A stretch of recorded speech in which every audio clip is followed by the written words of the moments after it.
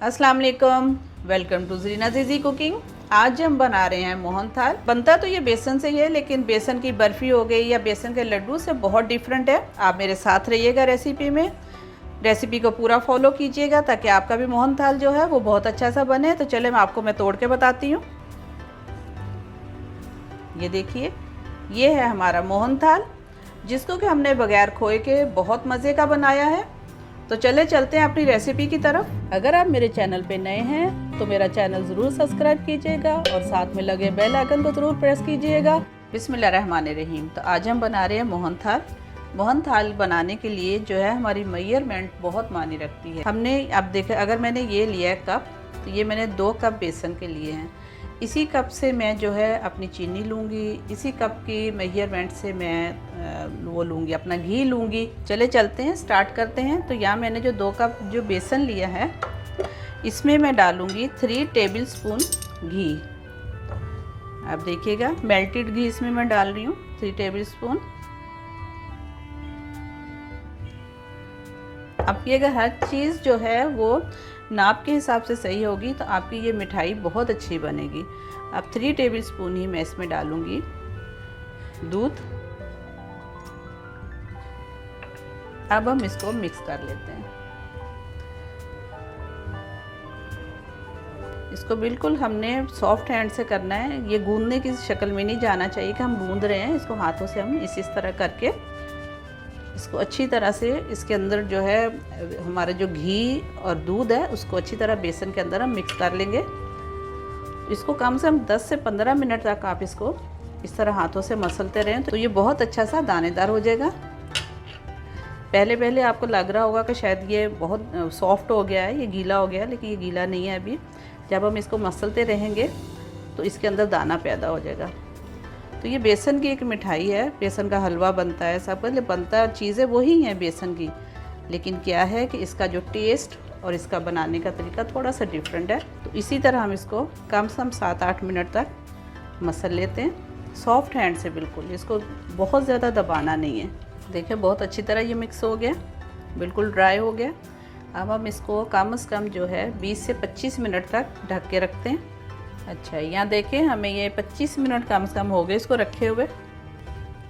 कितना अच्छा से इसका टेक्सचर हो गया। चले अब इसको मशीन में डाल के जग में हम डाल रहे हैं, और इसको हमने बहुत ज़्यादा नहीं घुमाना है, बस 1 या 2 चक्कर बस ऑन करना और ऑफ़ करना है। एक तरह से इसके अंदर जो दाना है वो अच्छी तरह से ठहर जाए।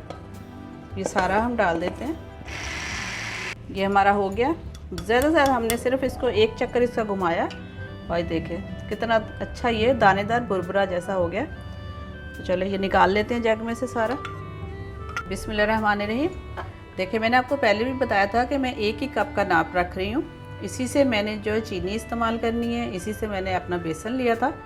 तो चलिए देखिए, 1 कप फुल नहीं है, थोड़ा सा कम है। तो इसको हम डालते हैं कढ़ाई में, थोड़ा सा बचा लेते हैं, अगर ज़रूरत होगी तो हम बाद में डालेंगे। चलिए अब हम डालते हैं हमने जो अपना ये तैयार किया बेसन। अब इसको हमने स्लो फ्लेम पे भूनना है कम से कम 10 से 15 मिनट तक। तो इसका कलर जो है वो चेंज हो जाएगा। जो हम बर्फ़ी बनाते हैं उससे बिल्कुल अलग इसका कलर होगा। आपने 15 से 20 मिनट तक इसलिए इसको बनाना है ताकि ये जैसे जैसे ये पकता जाएगा ऐसे ऐसे ही इसका कलर चेंज होता जाएगा। अभी अगर भूनने में भी आप देखें तो इसमें दाना नज़र आ रहा है। हमने इसको बिल्कुल स्लो फ्लेम पे भूनना है ताकि एकदम से जले ना, और अपना बहुत अच्छा सा हमें कलर भी दे। ये अच्छे से पहले भी मैं मिठाई की रेसिपी दे चुकी हूँ आपको। मैंने चने की दाल की जो है बर्फ़ी बनाई है।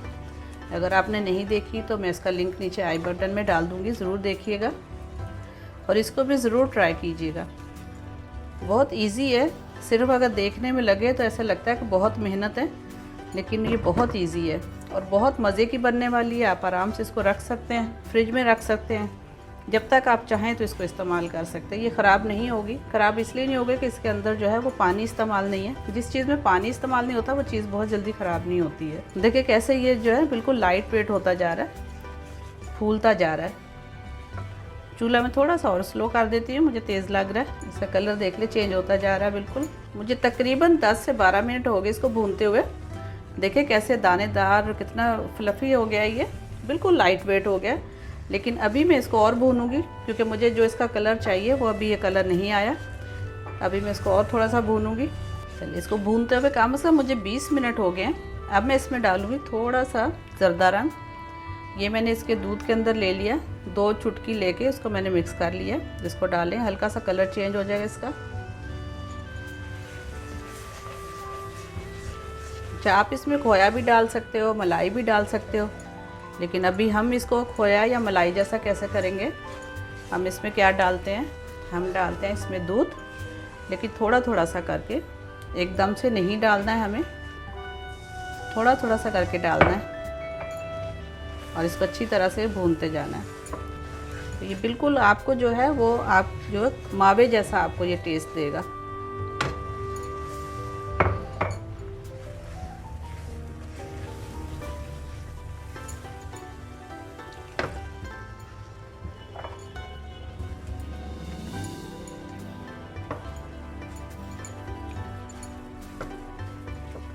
तकरीबन 1 कप से थोड़ा सा कम मैंने इसमें दूध डाला है और घी जो हमारा बचा था वो बचा ही हुआ है, हमें इसकी ज़रूरत नहीं पड़ी वापस डालने की।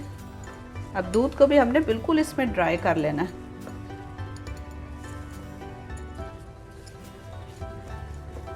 देखिए बिल्कुल ड्राई हो गया ये भी।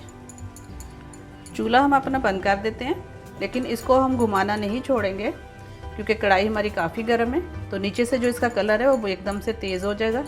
ये देखिए बिल्कुल रेडी हुआ। चलते हैं हम अपने नेक्स्ट स्टेप की तरफ। चले तो अब हम बना लेते हैं चाशनी। जो मैंने कप दिखाया है उसी कप से मैंने 1 कप भर के चीनी ली है, इसमें डालते हैं और उसी कप से थोड़ा सा कम हम इसमें डालते हैं पानी। पूरा कप नहीं डाला है। अब हम बनाते हैं इसकी चाशनी। हमें जो चाशनी है वो 1 से 1.5 तार की चाशनी बनानी है, तो इसका बहुत ध्यान से आप पकाइएगा, एकदम से जलनी नहीं चाहिए और एक बहुत ज़्यादा ये थिक नहीं होनी चाहिए। फ्लेम मेरा मीडियम पे है। हमने सारी जितनी भी चीज़ें अभी तक जो भी प्रोसेस चला है हमने बिल्कुल जो है ना स्लो फ्लेम पे रखा है। अभी इसके लिए हमने जो फ्लेम अपना थोड़ा सा मीडियम किया है। मीठा आप अपने हिसाब से ले सकते हैं, अगर आप ज़्यादा मीठा चाहते हैं तो आप इसमें चीनी जो है उसकी क्वांटिटी थोड़ी सी ज़्यादा कर दें और साथ में चाशनी बनाने के लिए जो पानी डालें उसकी भी क्वांटिटी उतनी ही ज़्यादा कर दें जितनी आप चीनी बढ़ा रहे हैं। 2 कप बेसन के हिसाब से डाला जाए तो ये फर्स्ट क्लास इसका मीठा हो जाता है। अच्छा, 2 से 3 मिनट हो गए इसको पकते हुए। देखिए चीनी बिल्कुल मेल्ट हो गई है, लेकिन इसको आपने चम्मच नहीं छोड़ना है, घुमाते रहना है क्योंकि वरना ये एकदम से जो है वो चिपकना शुरू हो जाएगी। साइडों से भी अच्छी तरह से साफ़ करते रहें। अच्छा, ये देखिए इसको कम से कम 5 से 6 मिनट हो गए बनते हुए। इसको हम चेक करते हैं इसकी तार बनी है या नहीं बनी। ये देखिए एंड पे,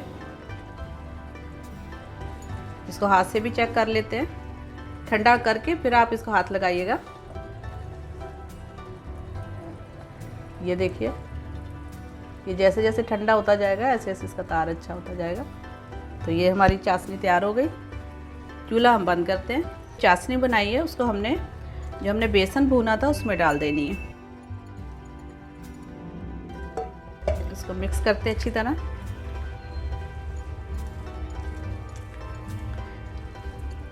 अभी आपको थोड़ा सा ये लगेगा कि ये लिक्विड ही हो रहा है, लेकिन ये जैसे जैसे ठंडा होता जाएगा ये बिल्कुल जो है इसका टेक्सचर जो अच्छा हो जाएगा।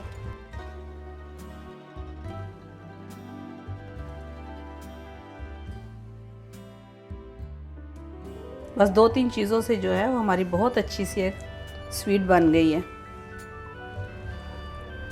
देखिए आहिस्ता आहिस्ता हम इसको 1 आधा मिनट छोड़ते हैं, फिर हम डालते हैं इसको अपने मोल्ड में। इसको नीचे ग्रीस लगा के बटर पेपर लगाया और इसके अंदर हम डाल देते हैं अपना ये मिक्सचर।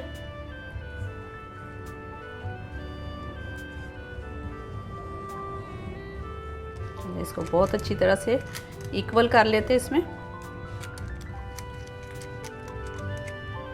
अच्छा, इसके ऊपर मैं डालूंगी थोड़े नट्स डालूंगी। इसको काट लिया है बारीक बारीक। आप इसके ऊपर चांदी का वर्क भी लगा सकते हैं, बहुत खूबसूरत लगता है वो भी। चलिए इसको थोड़ा सा प्रेस करते हैं हम। इसको हम रूम टेम्परेचर पे रखते हैं कम से कम आधे घंटे से पौने घंटे तक। तो मिलते हैं हम आधे से पौने घंटे के बाद, जब हम आपसे इसको काट के बताते हैं कि हमारी जो है मोहनथाल कैसा बना है। अब हम इसको निकालते हैं। हमने इसके अंदर बटर पेपर लगाया था ताकि ये आराम से हमारे हाथ में आ जाए। ये देखिए बहुत अच्छी तरह ये जम गया है। अब हम इसको काटते हैं।